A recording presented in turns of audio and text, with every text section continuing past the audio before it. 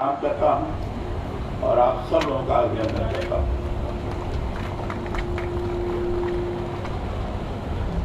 शिक्षा संघ स्वामी केशवानंद स्मारक के इस लोकार्पण कार्यक्रम में उपस्थित इस क्षेत्र के लोकप्रिय सांसद स्वामी सुमेधानंद सरस्वती जी,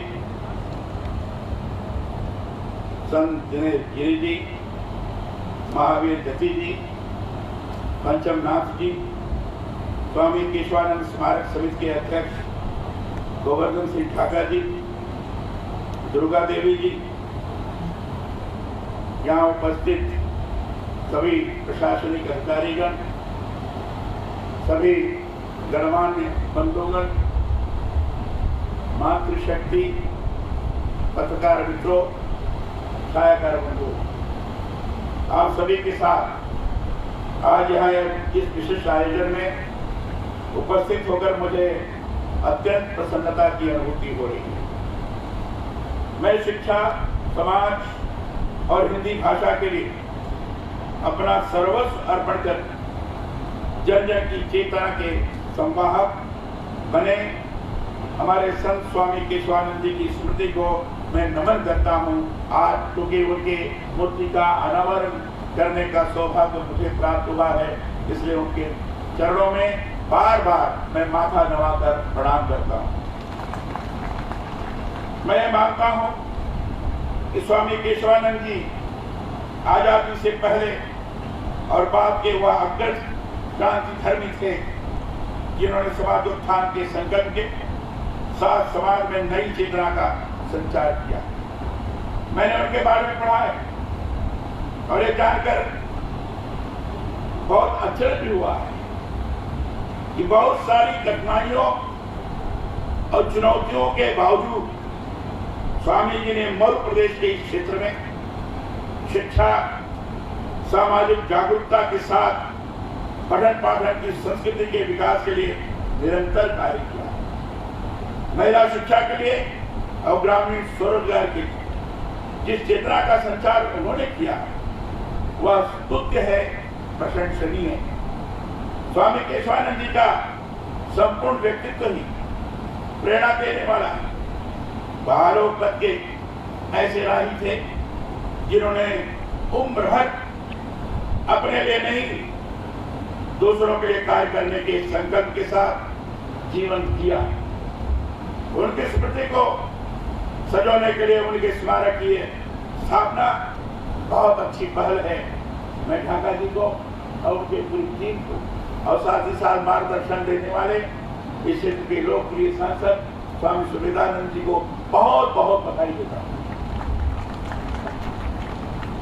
मैं मानता हूँ इस पहल से उनके कार्यों को चिरस्थायी रूप में हम सजोकर रख सकेंगे, पर मैं चाहता हूँ स्वामी जी का जो व्यक्तित्व और कर्तृत्व है उसके समग्र से नई पीढ़ी को जोड़ने के लिए इस स्मारक स्थल पर कुछ ऐसे नवाचार किए जाएं जिससे यह भौतिक रूप में ही नहीं व्यवहारिक रूप में यह स्थल उनके आदर्शों को आत्मसात करने का स्थल बने।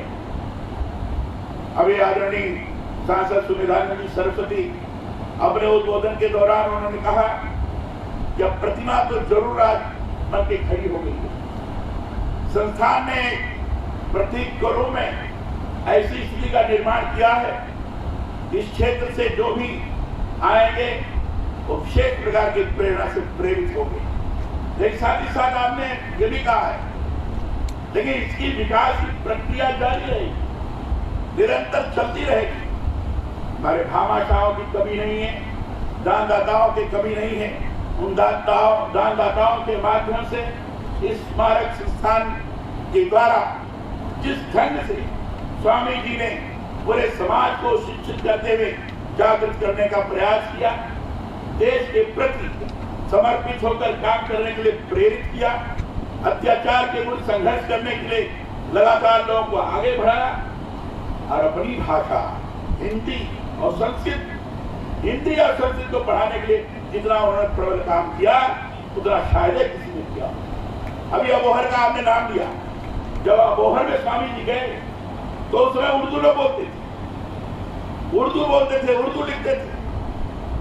स्वामी जी ने जब तक वहां कार्य किया, उर्दू के स्थान पर हिंदी को प्रतिस्थापित कर दिया। लोग हिंदी बोलने लगे, हिंदी लिखने लगे।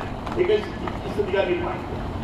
इस स्मारक संस्थान के माध्यम से इस प्रकार के नवाचार होने चाहिए, जिसके कारण लोग अनुभव कर सकें ये स्वामी केशवानंद जी की पवित्र भूमि है, ये जन्मस्थली है और स्वाभाविक रूप से पूरे देश का एक केंद्र बिंदु बनेगा। सालासर बाबा बालाजी का दर्शन करने लोग आए तो उनके दिमाग में ये भी बात है, ये भी हमारा देवभूमि है, यहाँ भी हमें दर्शन करना। ऐसी स्थिति का निर्माण होना चाहिए। मेरा सुझाव है यहाँ पर ऐसी गतिविधियां निरंतर संचालित किए जानी चाहिए, जिससे स्वामी केशवानंद के आदर्शों पर विशद विमर्श हो। इस तरह की कोई व्याख्यान श्रृंखला यहाँ प्रारंभ की जाए, जिसमें उनके जीवन से जुड़े आधुनिक संदर्भों से लोग रूबरू हो सके। शिक्षाविदों, लेखकों को आमंत्रित कर उनके स्मृति आलोक का यदि प्रसार किया जाता है तो आने वाले समय में यह स्मारक स्थल देश विदेश में अपनी विशिष्ट पहचान बनाकर रहेगा। स्वामी केशवानंद जी के बारे में पढ़ते हैं तो पता चलता है वह व्यक्ति नहीं बल्कि अपने आप में चलती फिरती संस्था थी। जो भी कार्य उन्होंने हाथ में लिया उसके तन मन से खुद ही नहीं जुटे, दूसरों को भी निरंतर जोड़कर उसे पूरा किया। वह महान शिक्षा संघ, स्वतंत्रता सेनानी, समाज सुधारक, हिंदी के श्रेष्ठ सेवक और कला मर्मज्ञ थे। उनके बारे में जितना पढ़ते हैं उतना ही मन मचता है। त्याग और तपस्या, सहयोग, क्रोध, उनका विरल व्यक्तित्व प्रेरणा देने वाला है। राजस्थान में कभी बहुत भीषण अकाल पड़ा था। यह वह समय था जब एक एक कर लोग निरंतर काल कवलित हो रहे थे। प्रकृति ने पूरे के पूरे मानव समुदाय को लेना प्रारंभ कर दिया था। ऐसे समय में शिक्षा संघ केशवानंद का अपनों से बिछोह हो गया। वह अनाथ हो गए, पर अनाथालय में भी उन्होंने पढ़ाई जारी रखी। वह अनाथालय में गए, नहीं अनाथालय में उन्होंने शिक्षा अपनी बंद रही, उनकी पढ़ाई निरंतर चलती रही। स्वामी जी संस्कृत सीखना चाहते थे, इसलिए संत कुशलदास जी के शिष्य बन गए और उदासीन संप्रदाय में साधु रूप में उन्होंने बहुत कुछ सीखा। बाद में प्रयाग के कुंभ मेले में अवधूत हीरानंद के संपर्क में आने पर उन्होंने बालक बीरमा की विद्वता को देखकर, स्वामी जी का पहले का नाम बीरमा था, यहाँ पैदा हुए उनको बीरमा के नाम से संबोधित किया जाता। लेकिन जब हीरानंद जी के संपर्क में आए तो उन्होंने बीरमा की विद्वता को देखकर, उनकी प्रतिभा को देखकर उन्हें केशवानंद नाम दिया। उन्होंने केशवानंद नाम रखा। भारत भर के तीर्थ स्थानों, मंदिरों, मठों में उन्होंने यात्राएं, इन यात्राओं ने उन्हें समाज के लिए नया कुछ करने के लिए संपन्न किया। स्वामी जी राष्ट्रीयता के गुणों से ओतप्रोत थे। मैंने प्रारंभ में ही कहा, राष्ट्र के प्रति, देश के प्रति, समाज के प्रति पूर्ण समर्पण की भावना से प्रेरित होकर काम किया करते थे। इसलिए समाज के अंदर जात कुर्तियों को समाप्त करने की दिशा में लगातार उन्होंने परिश्रम किया। भ्रमण के दौरान उन्हें इस बात का एहसास हो गया था कि देश स्वभाषा से ही परस्पर एकता के सूत्र में बन सकता है। इसलिए उन्होंने सबसे पहले हिंदी भाषा के प्रचार का बीड़ा उठाया। जब फाजिल्का आबोहर प्रांत की सरकारी भाषा उर्दू का बोलबाला था, हिंदी भाषा के पढ़ने पढ़ाने में किसी को कोई रुचि नहीं थी। ऐसे समय में ग्रामीण क्षेत्रों में व्याप्त अंधविश्वासों और रूढ़ियों को दूर करते हुए उन्होंने हिंदी भाषा के जरिए जन जन को भारतीय संस्कृति के उदात्त जीवन मूल्यों से जोड़ा। एक बड़ी पहल उन्होंने यह भी की, समाज को जागरूक करने के लिए पुस्तकालय, वाचनालय खोले। अबोहर में उन्होंने नागरिक प्रचार सभा की स्थापना की, ग्रामोपयोगी सत्साहित्य का प्रकाशन किया। बाद में 1921 में गांधी जी के आह्वान पर उन्होंने स्वाधीनता संग्राम में भी महत्वपूर्ण भूमिका निभाई, असहयोग आंदोलन में भाग लिया। वह जोशीले भाषण देते थे। अंग्रेज सरकार ने उन्हें गिरफ्तार करके मजिस्ट्रेट के सामने पेश किया। मजिस्ट्रेट ने स्वामी जी से पूछा कि क्या वे माफी मांगकर छूटना चाहेंगे। स्वामी जी ने उत्तर दिया, यदि मुझे बिना माफी मांगे भी छोड़ दिया जाए तो मैं पुनः आंदोलन में ही शामिल होऊंगा। इस पर उन्होंने 2 साल की जेल की सजा मुस्तनिक की। उन्होंने कहा हमें जरूरत नहीं है, अगर आप छोड़ भी देते हो तो भी मैं आंदोलन करूंगा और आंदोलन करके ब्रिटिश हुकूमत के खिलाफ लोगों को तैयार करूंगा। गांधी जी जिस उद्देश्य से इस आंदोलन को शुरू किए हैं उस उद्देश्य की पूर्ति की दिशा में हमारे तरफ से लगातार कार्य होगा। इसका परिणाम हुआ कि इनको 2 वर्ष के लिए जेल में डाल दिया गया है। बाद में वो पूरी तरह से मरुस्थलीय गांव में शिक्षा प्रचार के लिए जुटे। मुझे पता चला है कि इन्होंने मरुभूमि के गांव में 287 शिक्षा शालाओं की स्थापना की और उनका संचालन किया। शिक्षा प्रसार के उनके इन महती कार्यों के कारण उन्हें शिक्षा संत कहा गया।